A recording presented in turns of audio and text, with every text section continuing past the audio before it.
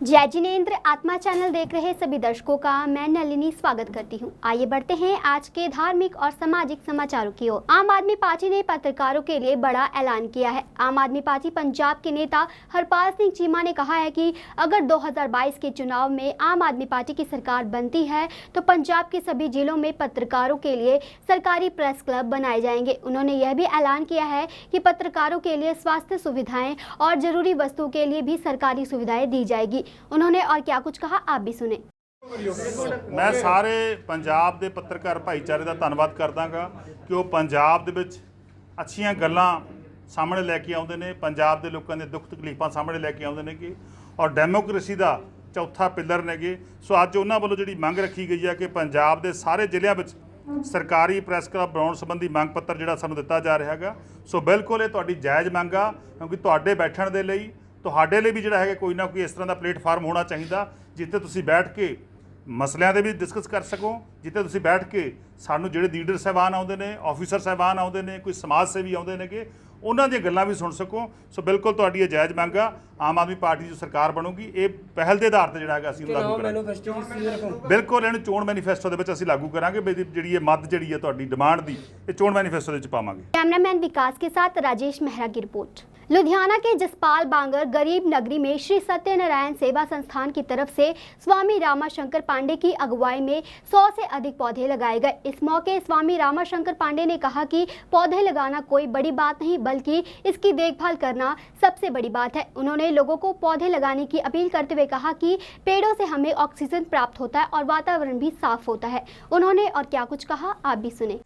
हाँ जी मैडम जी, आज पौधे लगाए जा रहे हैं, इसके बारे की कहना चाहोगे तुम?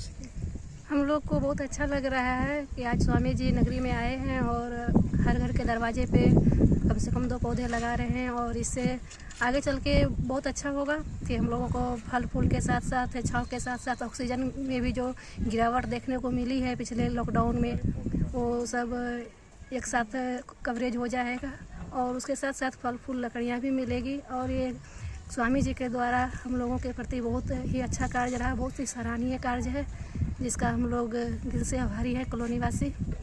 और भविष्य में भी चाहते रहेंगे कि इसी तरह पौधे और दिन पर दिन ज़्यादा से ज़्यादा लगे और हम लोग उस पौधे का देखभाल करें। धन्यवाद।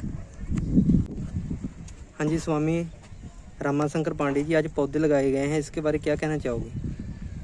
जी, जो आज पौधे लगाए गए हैं उनको विशेष तौर से जीवित रखना भी जरूरी है। मैं समझता हूँ पौधा हम जितना भी लगाएं लेकिन अगर उनको जीवित रखते हैं, उनकी सिंचाई करते हैं तो बेहतर है। पौधे लगा लेना महत्वपूर्ण नहीं है, पौधे लगा करके उनको बचा लेना महत्वपूर्ण है। और मैं समझता हूँ कि जितने भी लोग हैं हर किसी को 2-4 पौधे अपने जीवन में लगानी चाहिए और उसका संरक्षण और सिंचाई भी करना चाहिए। कितने पौधे लगा रहे हो आज? आज 100 के आसपास का टारगेट है हमारा। इधर गरीब नगरी में आकर के मैं चाहता हूँ कि 100 पौधे यहाँ घरों के सामने लगाए जाए।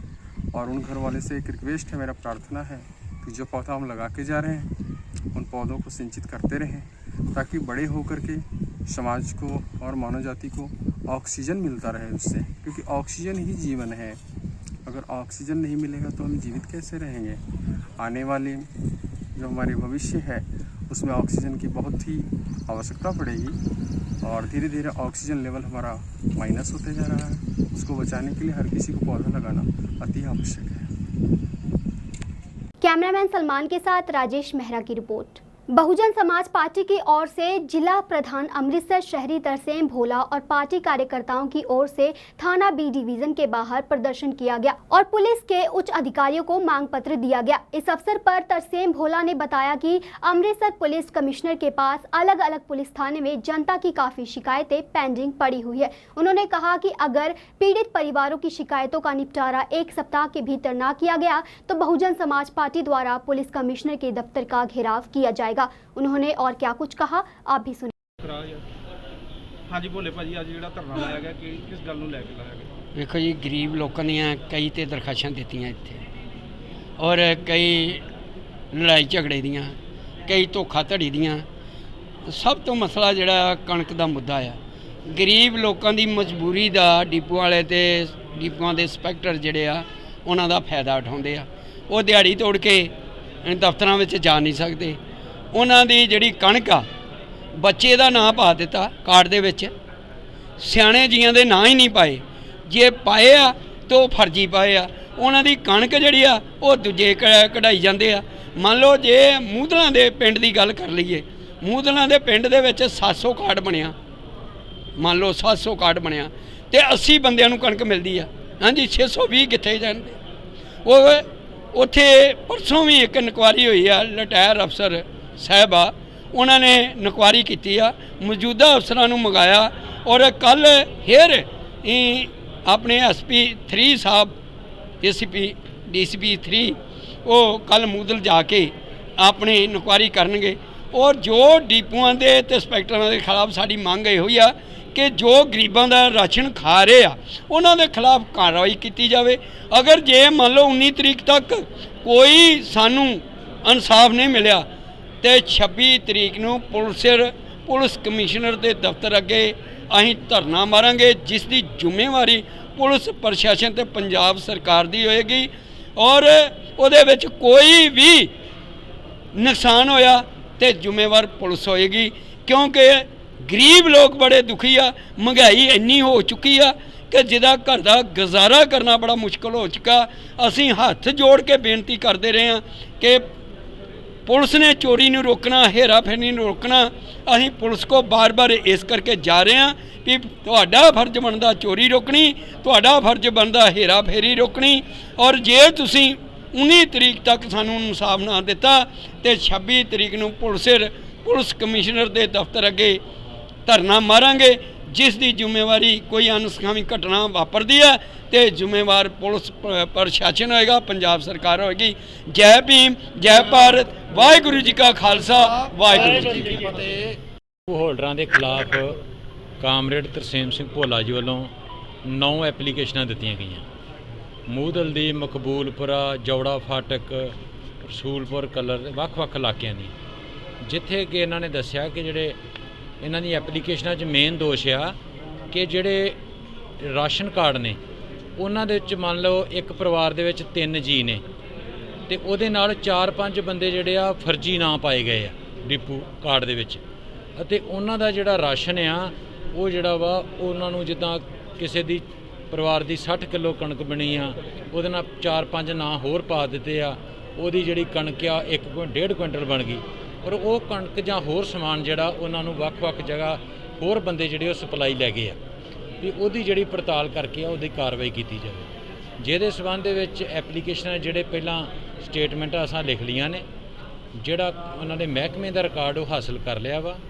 ਇਹਦੇ ਵਿੱਚ ਕੱਲ੍ਹ ਨੂੰ ਅਸੀਂ ਮੂਧਲ ਪਿੰਡ 'ਚ ਵਿਜ਼ਿਟ ਕਰਨਾ ਵਾ, ਉੱਥੋਂ ਜਾ ਕੇ ਕੁਝ ਆਦਮੀਆਂ ਦੇ, ਕਿਉਂਕਿ ਕਾਫੀ ਇਹ ਲੇਬਰ ਸੁਸਾਇਟੀ ਦੇ ਬੰਦੇ ਨੇ ਜੋ ਸਾਡੇ ਦਫ਼ਤਰ ਆਉਣ ਉਹਨਾਂ ਦਾ ਕਾਫੀ ਟਾਈਮ ਬਣਦਾ, ਇਸ ਕਰਕੇ ਅਸੀਂ ਮੌਕੇ 'ਤੇ ਜਾ ਕੇ ਉਹਨਾਂ ਦੇ ਬਿਆਨ ਲਿਖ ਕੇ ਤੇ ਇਹਦੀ ਜਲਦੀ ਜਿਹੜੀ ਆ 3-4 ਦਿਨ ਦੇ ਵਿੱਚ ਰਿਪੋਰਟ ਬਣਾ ਕੇ ਭੇਜ ਦੇਣੀ। ਡਿਪੂ ਹੋਲਡਰ ਦਾ ਨਾਮ ਹੀ ਸਾਹਮਣੇ ਆਇਆ ਸਰ? ਹਾਂਜੀ, ਡਿਪੂ ਹੋਲਡਰ ਦੇ ਜਿਹੜੇ ਸ਼ਿਕਾਇਤ ਦੇ ਵਿੱਚ ਫਿਰ ਡਿਪੂ ਹੋਲਡਰ, ਇੰਸਪੈਕਟਰ ਜਿਹੜੇ ਦੇ ਵਿੱਚ ਫਰਾਡ 'ਚ ਪਾਏ ਜਾਣਗੇ ਉਹਨਾਂ ਸਾਰਿਆਂ ਦੇ ਖਿਲਾਫ ਕਾਰਵਾਈ ਹੋਏਗੀ। अमृतसर से सुनील खोसला की रिपोर्ट। बठिंडा में बीजेपी नेता एसएसपी को मांग पत्र सौंपने पहुंचे, जहां किसानों द्वारा जिला प्रबंधकी कॉम्प्लेक्स का घेराव किया गया तथा बाहर धरना लगाकर बीजेपी के खिलाफ जमकर नारेबाजी की गई। जानकारी देते हुए किसानों ने बताया कि जो कल राजपुरा में बीजेपी नेता का किसानों द्वारा विरोध हुआ है, उस संबंध में आज बठिंडा एसएसपी को बीजेपी नेता विनोद कुमार और उसके साथी मांग पत्र देने आए, जिसका विरोध करने के लिए किसानों द्वारा जिला प्रबंधकी कॉम्प्लेक्स को घेरा गया। इस मौके प्रदर्शनकारियों ने कहा कि हम बीजेपी के किसी भी नेता को पंजाब में घुसने नहीं देंगे जब तक यह कृषि कानून रद्द नहीं होते, और प्रदर्शन इसी प्रकार से जारी रहेंगे। मेरा नाम बूट सिंह गोल्डा, भारतीय किसान यूनियन एकता गुराहां ਦੇ ਜ਼ਿਲ੍ਹਾ ਸੀਨੀਅਰ ਮੀਤ ਪ੍ਰਧਾਨ। ਅੱਜ ਇੱਥੇ ਸਾਨੂੰ ਇਹ ਪਤਾ ਲੱਗਿਆ ਵੀ ਇੱਥੇ ਬੀਜੇਪੀ ਵਾਲੇ ਇਹ ਮੰਗ ਪੱਤਰ ਦੇ ਰਹੇ ਐਸਐਸਪੀ ਨੂੰ, ਕਿਉਂਕਿ ਕਹਿੰਦੇ ਰਾਜਪੁਰੇ ਦੇ ਵਿੱਚ ਕੱਲ ਸਾਡੇ ਨਾਲ ਕਹਿੰਦੇ ਬੇਇੱਜ਼ਤੀ ਕਰੀ ਹੈ ਸਾਡੀ। ਇਹਨਾਂ ਨੇ, ਲੋਕਾਂ ਨੇ, ਕਾਂਗਰਸ ਨੇ, ਅਕਾਲੀਆਂ ਨੇ ਉਪਮੇ ਕਿਸਾਨਾਂ ਦਾ ਨਾਂ ਨਹੀਂ ਲੈਂਦੇ। ਉੱਥੇ ਕਹਿੰਦੇ ਸਾਡੇ ਝੁੱਗੇ ਪਾੜੇ, ਸਾਡੇ ਥੱਪੜ ਮਾਰੇ। ਇਸ ਕਰਕੇ ਉਹ ਅੱਜ ਮੰਗ ਪੱਤਰ ਦੇਣ ਆਏ ਆ। ਜੇ ਇਹਨਾਂ ਨੂੰ ਕਹਿੰਦੇ ਵੀ ਸਾਨੂੰ ਅਧਿਕਾਰ ਹੈਗਾ ਪ੍ਰੈਸ ਕਾਨਫਰੰਸ ਕਰਨ ਦਾ, ਸਾਨੂੰ ਅਧਿਕਾਰ ਹੈ ਮੰਗ ਪੱਤਰ ਦੇਣ ਦਾ, ਰੈਲੀ ਕਰਨ ਦਾ, ਅਸੀਂ ਕਹਿੰਦੇ ਸਾਨੂੰ ਅਧਿਕਾਰ ਹੈ ਫਿਰ ਮੰਗ ਕਰਨ ਦਾ ਵੀ ਸਾਡੇ ਤੇ ਆ ਜਿਹੜੇ ਕਾਲੇ ਕਾਨੂੰਨ ਥੋਪੇ ਇਹਨੂੰ ਵਾਪਸ ਕਿਉਂ ਨਹੀਂ ਲੈਂਦੇ? ਜੇ ਤੁਹਾਨੂੰ ਇਹ ਅਧਿਕਾਰ ਹੈ, ਸਾਨੂੰ ਦਿੱਲੀ ਜਾਣ ਦਾ ਵੀ ਅਧਿਕਾਰ ਹੈ, ਉੱਥੇ ਕਿਉਂ ਰੁਕੀ ਬੈਠੇ ਨੂੰ ਬਾਰਡਰਾਂ ਤੇ? ਇਸ ਕਰਕੇ ਜਿੱਥੇ ਵੀ ਆਉਂਦੇ ਨੇ ਇਹਨਾਂ ਦਾ ਬਾਈਕਾਟ ਜਾਂ ਇਹਨਾਂ ਦਾ ਮੁਰਦਾਬਾਦ ਬੋਲਣਾ ਹੀ ਬੋਲਣਾ। ਅੱਜ ਅੰਦਰ ਬੜੇ ਵੇਰਨਗੇ, ਐਸਐਸਪੀ ਸਾਹਿਬ ਨੂੰ ਕਹਿੰਦੇ ਮੰਗ ਪੱਤਰ ਦੇਣ ਗਏ ਵੇ ਹੈਗੇ 20-25 ਜਾਣੇ।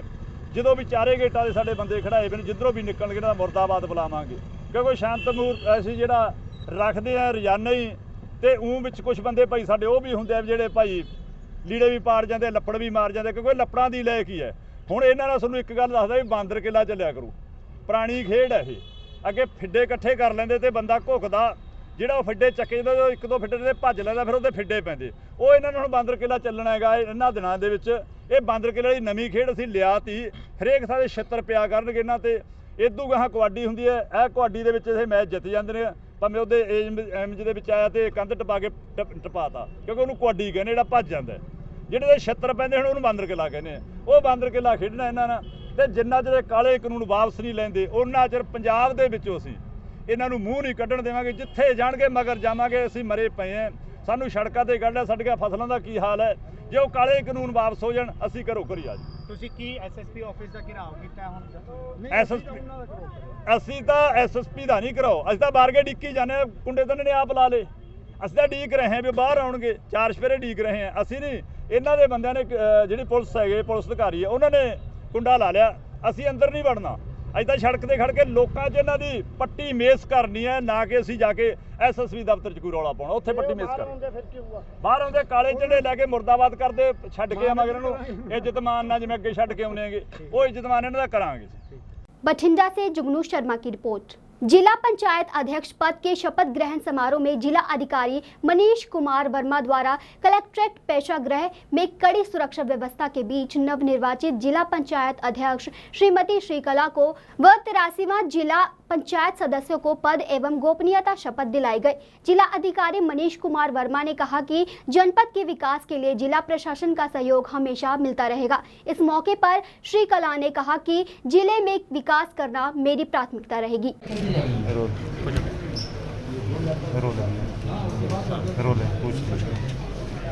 अध्यक्ष की शपथ आपने ले ली है, कार्यकाल को कैसे चलाएंगे?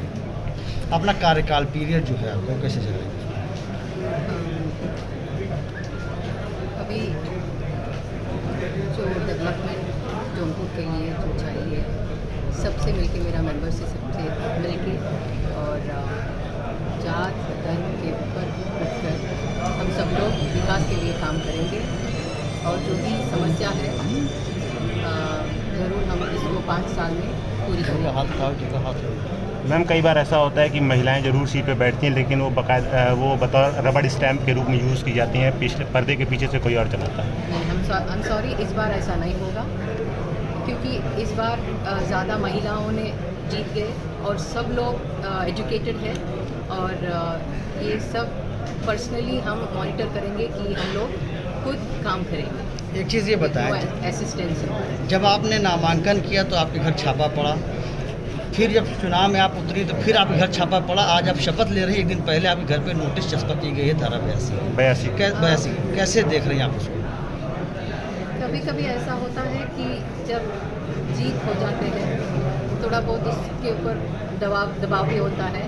और ये पहली से भी हमारा पति धनंजय सिंह को लेकर थोड़ा बहुत ओपोनेंट्स थोड़ा ज़्यादा ही ट्रबल करते हैं। तो यही उसमें एक पार्ट है, बट नथिंग सीरियस। जिला पंचायत भ्रष्टाचार का अड्डा माना जाता है कि बिना कमीशन के यहाँ कोई काम नहीं। आप कैसे?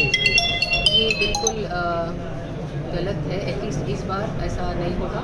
This will be corrupt free working system, और आपको ऐसा नहीं दिखाई देंगे कि ऐसी कुछ करप्शन होगा इसमें। जौनपुर से रविंद्र मिश्रा की रिपोर्ट। छठे पे कमीशन को लेकर सरकारी डॉक्टरों की हड़ताल आज दूसरे दिन भी जारी रही। बठिंडा के सिविल अस्पताल के बाहर डॉक्टरों के द्वारा धरना प्रदर्शन करते हुए मंत्री बादल और पंजाब सरकार के खिलाफ जमकर नारेबाजी की गई।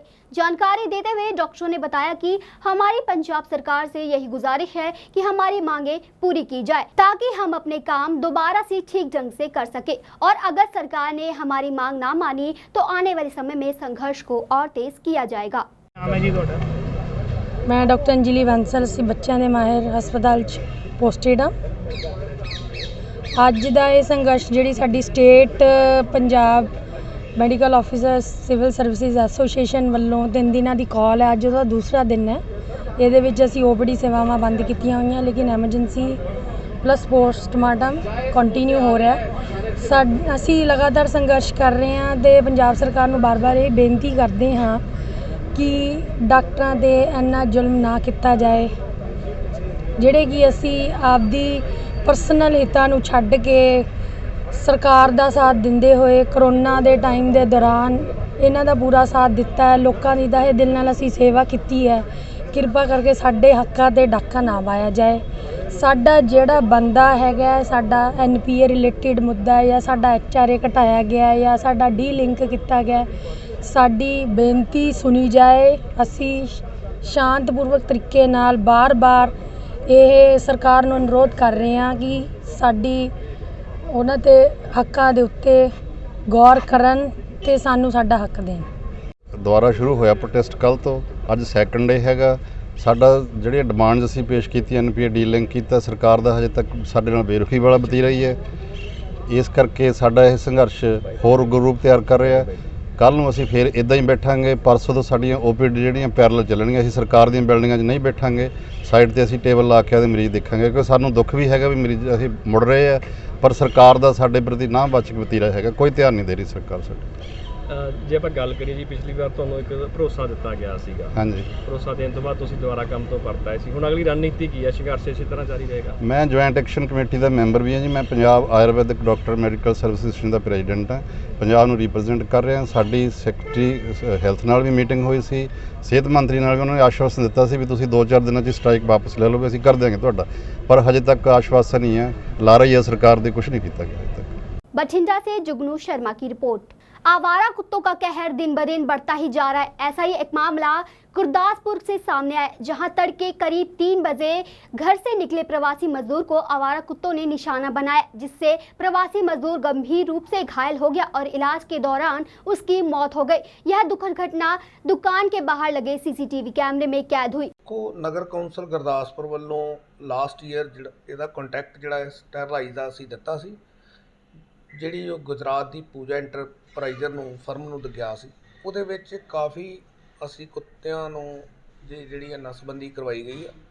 ਹੁਣ ਜਿਹੜਾ ਸਾਡਾ ਨੈਕਸਟ ਹੁਣ ਅਸੀਂ ਹਾਊਸ ਸਾਡਾ ਜਿਹੜਾ ਬਣ ਗਿਆ, ਅਸੀਂ ਜਲਦੀ ਹੀ ਇੱਕ ਹਾਊਸ ਦੇ ਵਿੱਚ ਜਿਹਦੇ ਵਿੱਚ ਅਸੀਂ ਇੱਕ ਡੌਗ ਕੈਚਰ ਇਨਫਰਾਸਟ੍ਰਕਚਰ ਦੀ ਜਿਹੜੀ ਡਿਮਾਂਡ ਆ ਸਰਕਾਰ ਕੋਲ ਕਰਨ ਜਾ ਰਹੇ ਹਾਂ। ਜਲਦੀ ਸਾਨੂੰ ਉਮੀਦ ਆ ਵੀ ਸਰਕਾਰ ਪਾਸੋਂ ਸਾਨੂੰ ਇਸ ਸੰਬੰਧੀ ਵਿਸ਼ੇਸ਼ ਫੰਡ ਮਿਲ ਜਾਏਗਾ ਤੇ ਅਸੀਂ ਇਹਨਾਂ ਉੱਤੇ ਕਰ ਦਾਂਗੇ। ਦੂਸਰਾ, ਅਸੀਂ ਹਰ ਘਰ ਦੀ ਜਿਹੜੀ ਡੌਗ ਦੀ ਰਜਿਸਟ੍ਰੇਸ਼ਨ ਵੀ ਸ਼ੁਰੂ ਕਰਵਾ ਦਿੱਤੀ ਆ। ਸੈਨਿਟਰੀ ਇੰਸਪੈਕਟਰ ਵੱਲੋਂ ਇਹਦੇ ਵੱਲ ਵਿਸ਼ੇਸ਼ ਧਿਆਨ ਵੀ ਦਿੱਤਾ ਜਾ ਰਿਹਾ ਤੇ ਅਸੀਂ ਇਹਦੇ ਉੱਤੇ ਪੂਰਾ ਕਾਬੂ ਪਾਵਾਂਗੇ। ਸੈਕੰਡਲੀ, ਅਸੀਂ ਤਤਕਾਲ ਪ੍ਰਭਾਵ ਹੇਠ ਅਸੀਂ ਮਿਊਨਿਸਪਲ ਕਾਰਪੋਰੇਸ਼ਨ ਬਟਾਲਾ ਤੋਂ ਡੌਗ ਕੈਚਰ ਮਸ਼ੀਨ ਜਿਹੜੀ ਆ ਉਹ ਮੰਗਵਾ ਲਈ ਆ ਤੇ ਅਸੀਂ ਅਗਲੀ ਕਾਰਵਾਈ ਜਿਹੜੀ ਸੈਨਿਟਰੀ ਇੰਸਪੈਕਟਰ ਦੀ ਨਿਗਰਾਨੀ ਹੇਠ ਕਰਾਂਗੇ। ਨਹੀਂ, ਇਹਦੇ ਵਿੱਚ ਆਪਾਂ ਅਜੇ ਕਿਸੇ ਵੀ ਤੱਥ ਤੱਕ ਨਹੀਂ ਪਹੁੰਚ ਸਕਦੇ ਵੀ ਕਿਵੇਂ ਹੋਇਆ, ਕਿਉਂਕਿ CCTV ਸਾਹਮਣੇ ਆਈ ਹੈ ਵੀ ਕੁੱਤਿਆਂ ਨੇ ਕੁਛ ਤਾਂ ਤੋਂ ਇਹ ਪਤਾ ਲੱਗਾ ਵੀ ਉਹ ਬੰਦਾ ਜਿਹੜਾ ਸੀ ਉਸੇ ਸ਼ਾਇਦ ਮੇਬੀ ਕਹਿੰਦੇ, ਕੋਈ ਕਹਿੰਦਾ ਵੀ ਡਰਿੰਕ ਕੀਤੀ ਆ, ਸ਼ਾਇਦ ਇਹ ਗੱਲਾਂ ਦੀ ਪੁਸ਼ਟੀ ਤੇ ਅਜੇ ਨਹੀਂ ਹੋ ਪਾਈ, ਕਿਤੇ ਆਫਟਰ ਇਨਕੁਆਇਰੀ ਹੋਊਗਾ, ਪਤਾ ਲੱਗੂਗਾ। ਇਹਦੇ ਉੱਤੇ ਕੰਟਰੋਲ ਪਾਉਣ ਦੇ ਲਈ ਅਸੀਂ ਨਸਬੰਦੀ ਦਾ ਜਿਹੜਾ ਅਸੀਂ ਕੰਮ ਕੀਤਾ ਸੀ। ਹੁਣ ਵੀ ਸਾਡਾ ਜਿਹੜਾ ਮੇਨ ਏਜੰਡਾ ਜਿਹੜਾ ਆ ਕਿ ਕਿਸੇ ਵੀ ਸ਼ਹਿਰ ਵਾਸੀ ਨੂੰ ਕਿਸੇ ਵੀ ਤਰ੍ਹਾਂ ਦੀ ਕੋਈ ਮੁਸ਼ਕਲ ਨਾ ਆਵੇ ਤੇ ਇਸ ਲਈ ਅਸੀਂ ਜਿਹੜੀ ਆਪਣੀ ਟੀਮ ਵੀ ਅਸੀਂ ਲਗਾ ਦਿੱਤੀ ਹੈ ਤੇ ਬਕਾਇਦਾ ਵੀ ਕੋਈ ਵੀ ਹਰ ਕੁੱਤਾ ਜੇ ਕੋਈ ਰਜਿਸਟਰਡ ਆ ਤਾਂ ਉਹਦੀ ਰਜਿਸਟ੍ਰੇਸ਼ਨ ਜਿਹੜੀ ਉਹ ਵੀ ਮਸਟ ਕਰ ਦਿੱਤੀ ਅਸੀਂ ਤੇ ਅਸੀਂ ਇਸ ਤੋਂ ਇਲਾਵਾ ਪਸ਼ੂ ਪਾਲਣ ਵਿਭਾਗ ਨਾਲ ਵੀ ਤਾਲਮੇਲ ਕਰਨ ਜਾ ਰਹੇ ਹਾਂ। ਉਹਨਾਂ ਦੇ ਨਾਲ ਜਿੱਥੇ ਅਸੀਂ ਸਹਿਯੋਗ ਆਪਣਾ ਉਹਨਾਂ ਸਹਿਯੋਗ ਨਾਲ ਟੀਮ ਦੇ ਤੌਰ 'ਤੇ ਅਸੀਂ ਕੰਮ ਕਰਾਂਗੇ। ਫੰਡਾਂ ਦੀ ਕਮੀ ਨਹੀਂ ਕਿਹਾ ਜਾ ਸਕਦਾ। ਅਸੀਂ ਪ੍ਰਸ਼ਾਸਨ ਕੋਈ ਵੀ ਚੀਜ਼ ਆ ਉਹਦਾ ਇੱਕ ਬਕਾਇਦਾ ਪਲਾਨ ਤਿਆਰ ਕੀਤੀ ਜਾਂਦੀ ਆ। ਅਸੀਂ ਹਾਊਸ ਦੇ ਵਿੱਚ ਪੂਰੀ ਜਿਹੜੀ ਇਹਦਾ ਸਮੇਤ ਇਨਫਰਾਸਟ੍ਰਕਚਰ ਸਮੇਤ ਡਾਕਟਰ ਦੀ ਟੀਮ ਜੋ ਵੀ ਉਹਦੇ ਲਈ ਸਾਨੂੰ ਮੈਡੀਸਨ ਦੀ ਰਿਕੁਆਇਰਮੈਂਟ ਆ ਉਹਦਾ ਪੂਰਾ ਏਜੰਡਾ ਬਣਾ ਕੇ ਹਾਊਸ ਦੇ ਵਿੱਚ ਪਾਸ ਕਰਵਾ ਕੇ ਡਾਕਟਰ ਸਾਹਿਬ ਤੋਂ ਮਨਜ਼ੂਰੀ ਤੋਂ ਬਾਅਦ ਅਸੀਂ ਜਿਹੜਾ ਇਹਦਾ ਫਿਰ ਆਨਲਾਈਨ ਟੈਂਡਰ ਕਰਾਂਗੇ। ਵੇਖੋ, ਅਸੀਂ ਸਾਡੇ ਵੱਲੋਂ ਇਹੋ ਹੀ ਵਿਸ਼ਵਾਸ ਅਸੀਂ ਦਵਾਉਂਦੇ ਆ ਨਗਰ ਕੌਂਸਲ ਵੱਲੋਂ ਵੀ ਅਸੀਂ ਵਚਨਬੱਧ ਆ ਇਸ ਕੰਮ ਲਈ। ਅਸੀਂ ਤੁਹਾਨੂੰ ਪੂਰਨ ਵਿਸ਼ਵਾਸ ਦਿੰਦੇ ਹਾਂ ਕਿ ਨਗਰ ਕੌਂਸਲ ਦੀ ਜਿਹੜੀ ਨੈਕਸਟ ਮੀਟਿੰਗ ਆ ਉਹਦੇ ਵਿੱਚ ਅਸੀਂ ਇਹਦੇ ਸੰਬੰਧੀ ਜਿਹੜਾ ਡੌਗ ਕੈਚਰ ਨੂੰ ਫੜਨ ਦੇ ਲਈ ਉਹਦੇ ਲਈ ਇਨਫਰਾਸਟ੍ਰਕਚਰ ਦੀ ਜ਼ਰੂਰਤ ਆ ਉਹ ਅਸੀਂ ਜ਼ਰੂਰ ਮੰਗਵਾਵਾਂਗੇ। ਔਰ ਹੁਣ ਤੇ ਅਸੀਂ ਜਲਦੀ ਜਿਹੜਾ ਇਸ ਕੰਮ ਨੂੰ ਜਿਹੜਾ ਨਵੇੜੇ ਚੜਾਉਣ ਲਈ ਬਟਾਲਾ ਤੋਂ ਹਾਇਰ ਕਰ ਲਿਆ। 2-4 ਦਿਨ ਲਈ ਸਾਡਾ ਜਿਹੜਾ ਇਹਦਾ ਅਲਟਰਨੇਟਿਵ ਪ੍ਰਬੰਧ ਘਟਨਾ ਇਸ ਤਰੀਕੇ ਨਾਲ ਹੋਈ ਕਿ ਇਹ ਜਿਹੜਾ ਗੁਰਦਾਸਪੁਰ ਸ਼ਹਿਰ ਦਾ ਗੀਤਾ ਭਵਨ ਮਹੱਲਾ ਹੈ, ਇੱਥੇ ਕੁੱਤਿਆਂ ਦਾ ਆਵਾਰਾ ਕੁੱਤਿਆਂ ਦਾ ਬਹੁਤ ਆਤੰਕ ਹੈ। ਕੱਲ ਰਾਤ ਨੂੰ ਕੋਈ ਪ੍ਰਵਾਸੀ ਮਜ਼ਦੂਰ ਇੱਥੋਂ ਗੁਜ਼ਰ ਰਿਹਾ ਸੀ ਕੋਈ 2:30-3 ਵਜੇ ਦੇ ਕਰੀਬ। ਇਹ ਸਾਰੇ ਕੁੱਤੇ ਜਿਹੜੇ 15-20 ਹੈਗੇ ਨੇ ਉਹਨੂੰ ਪੈ ਗਏ ਨੇ ਔਰ ਲੋਕ ਆਰਾਮ ਕਰ ਰਹੇ ਸੀ ਕਿ ਇਹਨੂੰ ਪਤਾ ਨਹੀਂ ਲੱਗਾ, ਲੇਕਿਨ ਉਹਨਾਂ ਨੇ ਨੋਚ ਕੇ ਉਸ ਵਿਅਕਤੀ ਦਾ ਇੰਨਾ ਬੁਰਾ ਹਾਲ ਕੀਤਾ ਕਿ ਉਹਦਾ ਜਿਹੜਾ ਵਾ ਦੇਹਾਂਤ ਹੋ ਗਿਆ। ਔਰ ਸਵੇਰੇ ਕੋਈ 4 ਵਜੇ ਦੇ ਕਰੀਬ ਜਦੋਂ ਮੁਹੱਲੇ ਦੇ ਲੋਕ ਉੱਠੇ ਤਾਂ ਉਹਨਾਂ ਨੇ ਵੇਖਿਆ ਵੀ ਲਹੂ ਲੁਹਾਨ ਵਿਅਕਤੀ ਇੱਥੇ ਪਿਆ ਹੈ। ਉਹਨਾਂ ਨੇ ਫਿਰ ਪ੍ਰਸ਼ਾਸਨ ਨੂੰ, ਪੁਲਿਸ ਨੂੰ ਔਰ ਹਸਪਤਾਲ ਨੂੰ ਫੋਨ ਕਰਕੇ ਉਸ ਵਿਅਕਤੀ ਨੂੰ ਹਸਪੀਟਲ ਪਹੁੰਚਾਇਆ। ਇਸ ਇਲਾਕੇ ਵੱਲੋਂ ਕਾਫੀ ਦੇਰ ਤੋਂ ਗੁਹਾਰ ਲਗਾਈ ਜਾ ਰਹੀ ਹੈ ਕਿ ਗੀਤਾ ਭਵਨ ਰੋਡ ਜਿਹੜਾ ਵਾ ਸ਼ਹਿਰ ਦਾ ਪੁਰਾਣਾ ਇੱਕ ਮੁਹੱਲਾ ਆ, ਜਿੱਥੇ 3-4 ਮੰਦਰ ਨੇ, 3-4 ਸਕੂਲ ਨੇ। ਲੋਕ ਸਵੇਰੇ ਉੱਥੇ ਮੰਦਰ 'ਚ ਆਉਂਦੇ ਨੇ, ਬੱਚੇ ਸਵੇਰੇ ਤੜਕੇ ਟਿਊਸ਼ਨਾਂ ਪੜ੍ਹਨ ਆਉਂਦੇ ਨੇ ਔਰ ਹਰ ਕਿਸੇ ਨੂੰ ਪੈਂਦੇ ਕੁੱਤੇ। ਬੜੇ ਲੋਕਾਂ ਨੂੰ ਜ਼ਖਮੀ ਕੀਤਾ ਜਾਂਦਾ। ਸਰਕਾਰ ਤੇ ਜਦੋਂ ਜ਼ਿਆਦਾ ਦਬਾਅ ਪੈਂਦਾ ਥੋੜ੍ਹੀ ਖਾਨਾ ਪੂਰਤੀ ਕਰਦੀ ਹੈ, ਲੇਕਿਨ ਜਿਹੜਾ ਇਹਦਾ ਪ੍ਰੋਪਰ ਕੋਈ ਜਿਹੜਾ ਪ੍ਰਬੰਧ ਜਿਹੜਾ ਨਹੀਂ ਕੀਤਾ ਗਿਆ ਕੁੱਤਿਆਂ ਦਾ। ਅੱਗੋਂ ਸਰਕਾਰ ਵੱਲੋਂ ਅਸੀਂ ਇਹੀ ਕਹਿੰਦੇ ਵੀ ਕੋਈ ਨਹੀਂ ਕਰ ਰਹੇ ਹਾਂ ਜੀ, ਬਹੁਤ ਜਲਦੀ ਇਹ ਕੰਮ ਹੋਏਗਾ ਜੀ, ਕੁੱਤਿਆਂ ਦੀ ਨਸਬੰਦੀ ਕਰਾ ਰਹੇ ਹਾਂ ਜਾਂ ਉਹਨਾਂ ਨੂੰ ਫੜਨ ਵਾਸਤੇ ਉਹ ਕਰ ਰਹੇ ਹਾਂ। ਲੇਕਿਨ ਤੁਹਾਨੂੰ ਦੱਸਦੇ ਹਾਂ ਵੀ ਖਾਨਾ ਪੂਰਤੀ ਹੁੰਦੀ ਹੈ। ਕੁੱਤੇ ਅੱਜ ਵੀ ਉੱਥੇ ਉੱਦਾਂ ਹੀ। ਇਹ ਘਟਨਾ ਦਾ ਜ਼ਿੰਮੇਵਾਰ ਪ੍ਰਸ਼ਾਸਨ ਹੈ, ਨਗਰ ਕੌਂਸਲ ਹੈ, ਜਿਹੜੀ ਕੁੱਤਿਆਂ ਦਾ ਸਹੀ ਤਰੀਕੇ ਨਾਲ ਪ੍ਰਬੰਧ ਨਹੀਂ ਕਰਦੀ। ਸ਼ਹਿਰ ਦੇ ਹਰ ਪਾਸੇ ਕੁੱਤਿਆਂ ਦੇ ਖੁੰਖਾਰ ਝੁੰਡ ਜਿਹੜੇ ਦੇਖਣ ਨੂੰ ਮਿਲਦੇ ਨੇ। ਉਹ ਲੋਕ ਰਾਤ ਨੂੰ ਘਰੋਂ ਬਾਹਰ ਨਿਕਲਣ ਤੇ ਡਰਦੇ ਨੇ। ਤੁਸੀਂ ਕੀ ਮੰਗ ਕਰਦੇ ਹੋ? ਅਸੀਂ ਪ੍ਰਸ਼ਾਸਨ ਤੋਂ ਹੀ ਮੰਗ ਕਰਦੇ ਹਾਂ ਕਿ ਇਹ ਜਿਹੜੇ ਆਵਾਰਾ ਕੁੱਤੇ ਗਲੀਆਂ 'ਚ ਫੇਰੇ ਨੇ ਝੁੰਡ ਦੇ ਝੁੰਡ ਬਣਾ ਕੇ, ਇਹਨਾਂ ਨੂੰ ਕਿਸੇ ਤਰੀਕੇ ਨਾਲ ਸਾਨੂੰ ਨਿਜਾਤ ਦਵਾਈ ਜਾਏ। ਚਾਹੇ ਇਹਨਾਂ ਨੂੰ ਫੜ ਕੇ ਕਿਤੇ ਸ਼ਹਿਰੋਂ ਬਾਹਰ ਕੱਢਿਆ ਜਾਏ ਤੇ ਜਾਂ ਤੇ ਇਹਨਾਂ ਦਾ ਖਾਤਮਾ ਕੀਤਾ ਜਾਏ, ਤਾਂ ਕਿ ਅਸੀਂ ਲੋਕ ਜਿਹੜਾ ਚੈਨ ਦੀ ਨੀਂਦ ਦੇ ਸੋ ਸਕੀਏ ਔਰ ਆਰਾਮ ਦੇ ਨਾਲ ਰਾਤ ਨੂੰ ਸਾਡਾ ਬੱਚਾ, ਕੋਈ ਧੀ ਭੈਣ ਕਦੋਂ ਬਾਹਰੋਂ ਆਉਂਦੇ ਆ ਤੇ बिना किसी खौफ तो अपने घर जा सके। गुरदासपुर से जतिंदर कुंडल की रिपोर्ट। जौनपुर जिले के जलालपुर थाना क्षेत्र के त्रिलोचन मकड़ा बाईपास के पास मंगलवार की सुबह बारातियों से भरी कार और ट्रक में आमने सामने टक्कर हो गई। हादसे में 2 सगे भाइयों समेत एक ही गांव के 5 लोगों की मौके पर मौत हो गई, जबकि एक किशोर की हालत नाजुक बताई जा रही है, जिसे ट्रॉमा सेंटर के लिए रेफर कर दिया गया है। कितने लोगों की मौत हुई, कितने लोग घायल हैं? ये देखिए जो घटनास्थल है ये ग्राम मकरा है, थाना क्षेत्र जलालपुर का, जनपद जौनपुर का। एक कार ब्रेजा जो कि वाराणसी की तरफ से आ रही थी और जौनपुर की तरफ जा रही थी। दूसरी ओर से एक ट्रक है जिसमें कि गिट्टी लदी हुई है, वो जौनपुर से बनारस की तरफ जा रहा था। यही मकरा में एक्सीडेंट हुआ जिसमें कि 5 लोगों की मृत्यु हुई है। एक घायल है जिसको कि वाराणसी ट्रॉमा सेंटर में भेजा गया है, अन्य विधि कार्रवाई की जा रही है। सर ये कैसे हुआ कुछ ये घटना सुबह 7:30-8 के आसपास की है और जो देखने में लग रहा है प्रथम दृष्टया ये तेज़ी से चलाने से हुई है और अन्य विधिक कार्रवाई इसमें की जा रही है। जो मृतक जन है वो ग्राम बाकी है, थाना से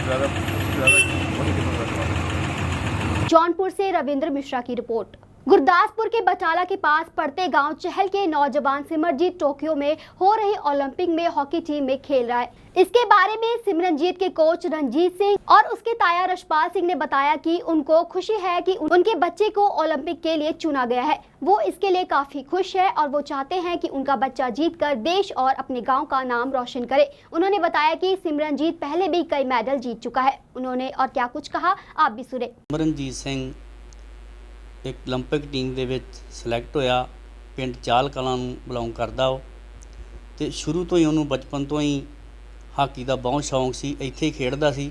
ਉਸ ਤੋਂ ਬਾਅਦ ਚੀਮਾ ਅਕੈਡਮੀ ਵਿੱਚ ਉਸਨੇ ਦਾਖਲਾ ਲਿਆ, ਉੱਥੇ ਵੀ ਉਹਦਾ ਬਹੁਤ ਹੀ ਵਧੀਆ ਟੈਲੈਂਟ ਸੀਗਾ। ਟੈਲੈਂਟ ਦੇ ਨਾਲ ਨਾਲ ਐਜ ਉਹ ਇੱਕ ਮੈਨ ਬਹੁਤ ਵਧੀਆ ਸੀਗਾ। ਉਸ ਤੋਂ ਬਾਅਦ ਉਹ ਹੌਲੀ ਹੌਲੀ ਟੂਰਨਾਮੈਂਟ ਹੋਇਆ KG ਸਿੰਘ ਬਾਬੂ ਨਖਲਊ,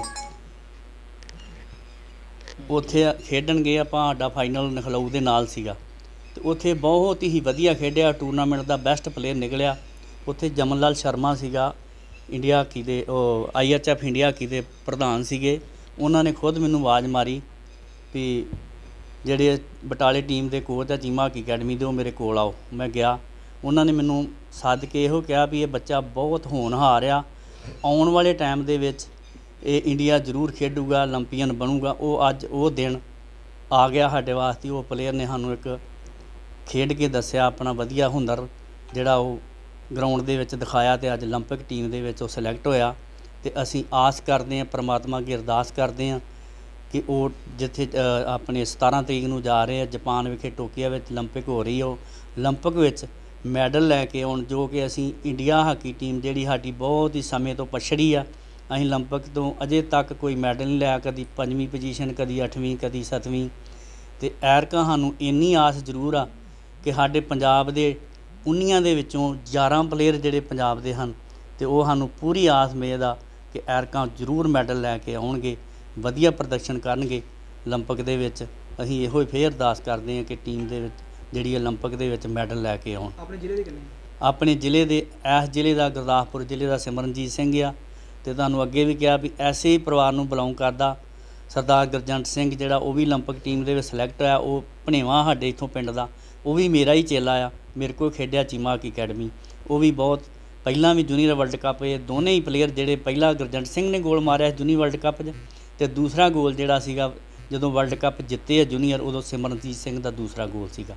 ਤੇ ਐਰਕਾਂ ਵੀ ਅਸੀਂ ਆਸ ਇਹੋ ਹੀ ਕਰਦੇ ਹਾਂ ਕਿ ਇਹ ਵਧੀਆ ਗੋਲ ਮਾਰਨ ਦੋਵੇਂ ਹੀ, ਦੂਜੇ ਵੀ ਮੁੰਡੇ ਜਿਹੜੇ ਵਧੀਆ ਖੇਡਣ ਆਪਣੇ ਤੇ 올림픽 ਟੀਮ ਦੇ ਵਿੱਚੋਂ ਮੈਡਲ ਲੈ ਕੇ ਆਉਣ ਤੇ ਆਪਣੇ ਇੰਡੀਆ ਦਾ ਨਾਂ, ਆਪਣੇ ਪੰਜਾਬ ਦਾ ਤੇ ਆਪਣੇ ਪਿੰਡ ਦਾ ਨਾਂ ਜਿਹੜਾ ਰੋਸ਼ਨ ਕਰਨ। ਤੇ ਆਪਣੇ ਸਾਡਾ ਬੇਟਾ ਸਿਮਰਨਜੀਤ ਸਿੰਘ ਜੋ ਹਾਕੀ ਪਲੇਅਰ ਆ, ਹੁਣ ਉਹਦੀ 올림픽 ਵਿੱਚ ਸਿਲੈਕਸ਼ਨ ਹੋਈ ਆ, ਸਾਨੂੰ ਬੜੀ ਖੁਸ਼ੀ ਆ।